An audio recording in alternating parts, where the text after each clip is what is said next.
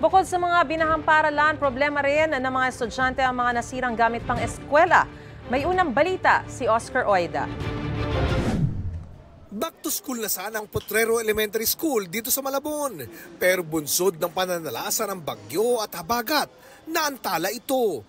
Bagamat hindi na baha ang paaralan, nagsilbi naman itong evacuation center ng mahigit 700 individual. Sila po kasi yung mga families na na-wash out po yung mga bahay. Kaya hindi po sila agad-agad nakabalik kahit wala na pong baha sa Barangay Potrero.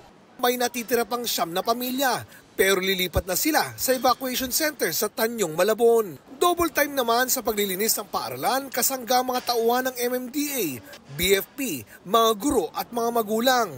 Extra challenge nga lang para sa ilang guro na nalubog din ang mga bahay. Ang hirap po kasi dalawa yung iniisip mo tapos nagkataon din po grade leader ka ng school. Ang hirap kung ano yung uunahin mo po.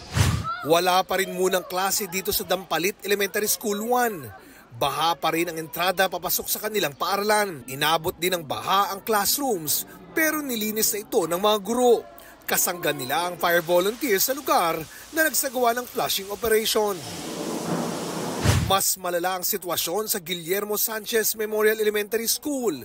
Ang kanila kasing paaralan, binaha ng hanggang ikalawang palapag.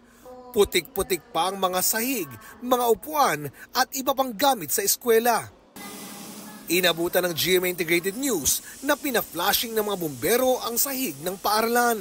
Importante talaga to para mas mabilis at maumabot kami siyempre sa paghahanda para po sa August 5. Naisagip naman po namin yung mga modules na gagamitin nila for this school year. Ang higit pang nakapanlulumo, ang sitwasyon ng mga mag-aaral na nakatira sa paligid ng nasabing paaralan.